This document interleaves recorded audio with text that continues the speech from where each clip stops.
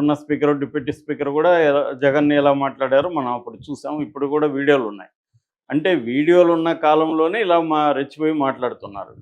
So ఇది అన్ని across the parties ఇదే బూతుల పంచాంగం, ఇదే వ్యక్తిగత దాడులు అనేవి అందరూ చేస్తున్నారు. అధికారంలో ఉన్నప్పుడు ప్రతీకారం తీర్చుకుంటున్నారు తప్ప ఎవరికి బేసిక్‌గా ఎసెన్స్‌లో మాత్రం ఏ పార్టీకి కూడా ఈ విషయంలో తేడా లేదు. అన్ని పార్టీలు డిగ్రీస్‌లో కొద్దిగా అటు ఇటు ఉండొచ్చు తప్ప అన్ని పార్టీలు ఇదే చేస్తున్నారు. ఇదే పర్సనల్ అటాక్స్ చేస్తున్నారు. సోషల్ మీడియానే కాదు, మెయిన్ స్ట్రీమ్ మీడియాలో కూడా కూర్చొని పెట్టి ఇలాగే చేస్తున్నారు. వాళ్ళ దగ్గర మాట్లాడిస్తున్నారు. సో ఇది సరైనది కాదు యాక్చువల్‌గా. ఇదేంటంటే ఇది ఏ రకంగానూ సామాన్య ప్రజలకు ఉపయోగపడేది కాదు. వీళ్ళ రివెంజ్ స్టోరీలు. అసలు రెడ్ బుక్ అనేదే రాజ్యాంగ వ్యతిరేకమైన వ్యవహారం. అంటే నేను కొంతమంది పేర్లు రాసుకొని వాళ్ళను హింసిస్తానని. అయితే లోకేష్ అలా రాసుకోవడం వెనక కూడా మళ్ళీ రీజన్ ఉంది. ఎందుకు రాసుకోవాల్సొచ్చిందో లోకేష్? దానికి జగనే కారణం. లోకేష్ రెడ్ బుక్‌కి కారణం ఎవరు? మళ్ళీ జగనే కదా! ఎందుకంటే జగన్ వీళ్ళని అరెస్ట్ చేయించి కొంతమంది బ్యూరోక్రాట్స్, పోలీసుల ద్వారా కూటమిలో ఉన్న నాయకులను కావచ్చు, కార్యకర్తలను కావచ్చు అరెస్ట్ చేయించడం వల్లే లోకేష్ పేర్లు రాసుకోవాల్సొచ్చింది. ఇప్పుడు కనీసం లోకేష్ కానీ వీళ్ళు కానీ మేము జగన్‌లాగా చెయ్యం, మేము డిఫరెంట్‌గా చేస్తాం అని గాని నిరూపించగలిగితే ఇక్కడికి ఫుల్ స్టాప్ పెట్టొచ్చు. కానీ వీళ్ళు మేము ఇంకా ఎక్కువ చేస్తాం, మేము ఇంకా ఘోరంగా చేస్తాం అని వీళ్ళు డిసైడ్ అయ్యి చేస్తుంటే జగన్ ఇంకా ఎక్కువ చేస్తాడు కదా మళ్ళీ. సో ప్రజల్లో కూడా వాళ్ళు చేశారు, మీరు చేశారు, మీరు చేశారు, వాళ్ళు చేశారు అన్నట్టుగా అయిపోతుంది తప్ప తేడా అనేది మేము ఒక డిఫరెంట్ జగన్ కంటే బెటర్ మేము అన్న ఇది చంద్రబాబు ప్రభుత్వం తీసుకురావడంలో ఫెయిల్ అవుతుంది. అంతకంటే వరస్ట్ మేము అదేదంటారు కదా, ఆయనే లోకేష్ నేను పరమ మూర్ఖుడిని అని చాలాసార్లు చెప్పుకున్నాడు. జగన్ కూడా ఎవరు మూర్ఖుడు కాదు, నువ్వు మూర్ఖుడైతే అతను మూర్ఖుడు స్క్వేర్. కాబట్టి మళ్ళీ నువ్వు మూర్ఖుడు ఇంకేదో అవ్వాలి అంటే సీక్వెల్స్ వస్తూ ఉంటాయి కదా డబ్బులు సినిమాలు. అలాగే వీళ్ళు సీక్వెల్స్ తీసుకుంటా వెళ్తున్నారు రివెంజ్లో. ఇది ఏ రకంగానూ ప్రజలకు ఉపయోగపడేది కాదు. పోసాన్ని పర్మనెంట్గా జైల్లో ఉంచే కార్యక్రమం చేస్తున్నారు. సో దానివల్ల ఏమవుతుందంటే పోసానికి ఆల్రెడీ 60 ఏళ్ళు దాటింది. ఆయనకి ఆల్రెడీ హార్ట్ సర్జరీ జరిగింది. ఇప్పుడు ఆయన సబ్ జైలు లాంటి జైళ్ళల్లో కానీ ఉంటే, సబ్ జైళ్ళల్లో ఏమంటే చాలా ఘోరంగా ఉంటాయి కండిషన్లు. మినిమం రిక్వైర్మెంట్స్ ఒక మనిషికి ఉండాల్సినవి ఏవి ఉండవు అందులో. సో ఇలాంటి వ్యక్తులు అక్కడ ఉండడం చాలా కష్టమవుతుంది.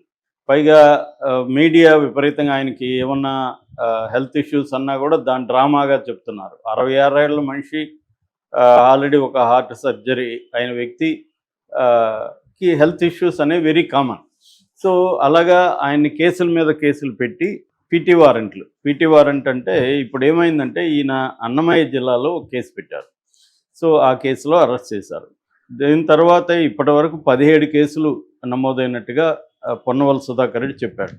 నిన్న ఏమైందంటే 3 జిల్లాల వాళ్ళు, ఒకరేమో పల్నాడు జిల్లా నర్సరావుపేట పోలీస్ స్టేషన్, తర్వాత అల్లూరు జిల్లా, తర్వాత అనంతపూర్ జిల్లా, ఈ 3 జిల్లాల పోలీసులు పీటీ వారెంట్లు కోర్టులలో తీసుకున్నారు. పీటీ వారెంట్ అంటే ప్రిజనర్ ట్రాన్సిట్ వారెంట్ అంటారు. ప్రిజనర్ ట్రాన్సిట్ వారెంట్ అంటే అర్థమైందంటే ఒక వ్యక్తి ఒక కేసులో జైల్లో ఉన్నప్పుడు ఆ వ్యక్తి వేరే కేసుల్లో కూడా ఉన్నప్పుడు వేరే కేసుల్లో ఉన్న పోలీసులు ఆ వ్యక్తిని మేము కూడా కోర్టుకు ప్రొడ్యూస్ చేస్తాము ఫలాని కేసులో అని కోర్టుని అడుగుతారు వారెంట్ ఇవ్వమని.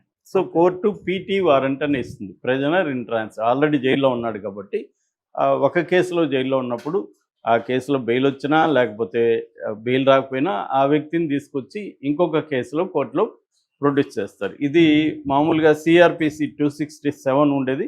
ఇప్పుడు బిఎన్ఎస్ఎస్ భారతీయ నాగరిక సురక్షా సంహితలో 302 ఈ సెక్షన్ చెబుతుందన్నమాట. 302 ప్రకారం పీటీ వారెంట్ ఇష్యూ చేసే అధికారం మ్యాజిస్ట్రేట్కి ఉంటుంది, అడిగే హక్కు వీళ్ళకు ఉంటుంది.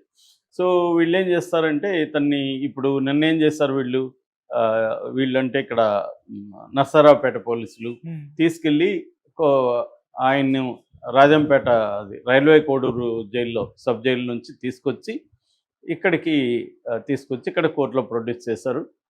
కోర్టు మళ్ళీ దీంట్లో కూడా రిమాండ్ ఇచ్చింది. అంటే ఇప్పుడు అక్కడ బెయిల్ వచ్చినా ఆల్రెడీ మళ్ళీ రిమాండ్ ఉంది కాబట్టి ఆయనకి బెయిల్ వచ్చినట్టు కాదు.